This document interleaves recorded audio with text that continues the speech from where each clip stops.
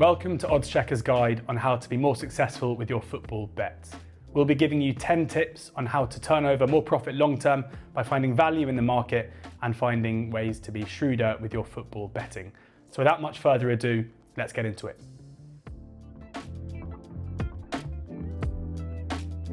One of the terms we hear the most in betting is value. Well, what exactly is value and how do you find it?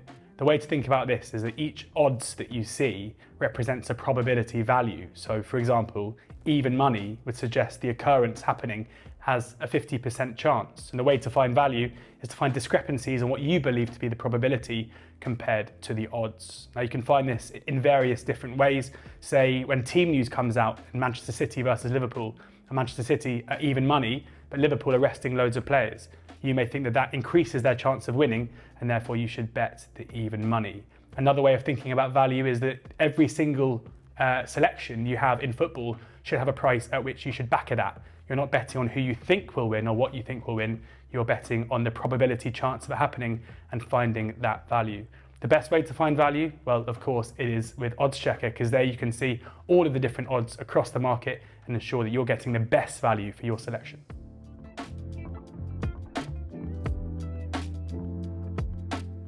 Yeah, bet what you know. This is very important. You wouldn't go on Mastermind and choose your specialist subject as Renaissance art unless you knew your way around the Louvre. And the same is the case here.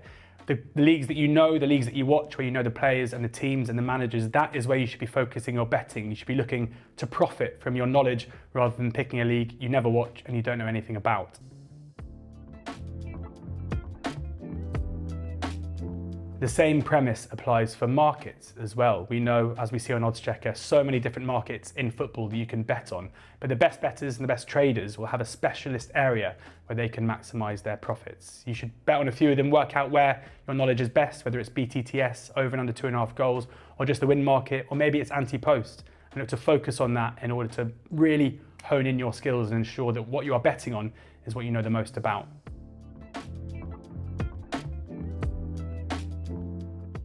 If you only use one bookie for all of your bets, you are genuinely throwing money away, because as you can see on oddschecker, you have a range of different bookmakers all offering different odds on every single different eventuality. So even if you back a 5-4 winner with one bookmaker, the chances are another one may have been 7-4, in which case you can maximize your profits there. So shop around, look on the oddschecker site, make sure you have multiple different accounts with multiple different bookmakers, and ensure that you are taking the best price for your selection so that you win the most when that bet does come in.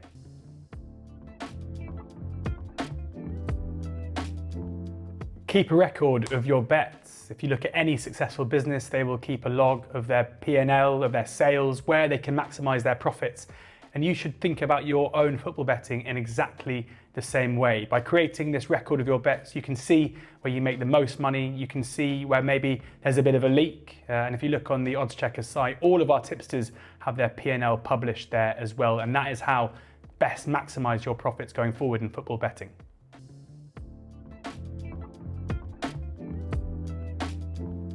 Ensure that you are a good judge of judges as well. Don't follow in any tipster who is telling you on social media or however else that something is a bet. We have plenty of very good tipsters on oddschecker and elsewhere as well.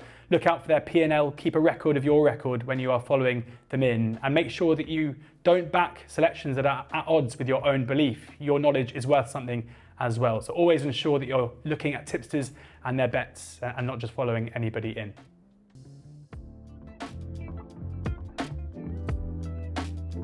We are lucky to live in the age of the bet boosts, where bookies are willing to boost the prices of certain selections in games. And using the oddschecker site, you can check out the best of the boosts. Now this is a bit different to odds comparison because each boost is going to be different, but using the oddschecker site, you can look at all the different boosts from across all of our different bookmakers and tell which one is best for your selection. Now with bet boost, it's important not to just go looking for a boost, have an idea of what you want to back, and then find the boost that best suits you. And the best way to do that is to go to the oddschecker site and check out the best of the boosts.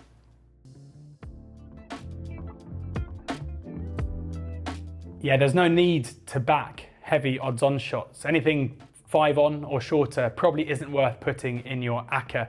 The idea being that that team should win or have to win because they're so short. We often see upsets as well, and it's not adding enough value to your bet. So next time you see Man City a 10 on at home to Swindon Town in the FA Cup, don't bother putting it in because you never know what might happen and how frustrating it would be to see your ACCA go down off the back of a huge cup set.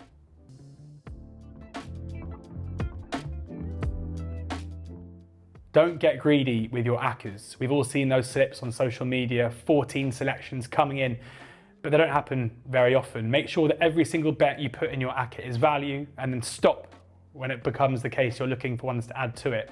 And ignore people that say that accumulators are a mug's game. That is not the case. If you have 4, 5 bets that you think are all value, you have to put them in an ACCA and therefore make the most of the value bets as well. Just don't get greedy.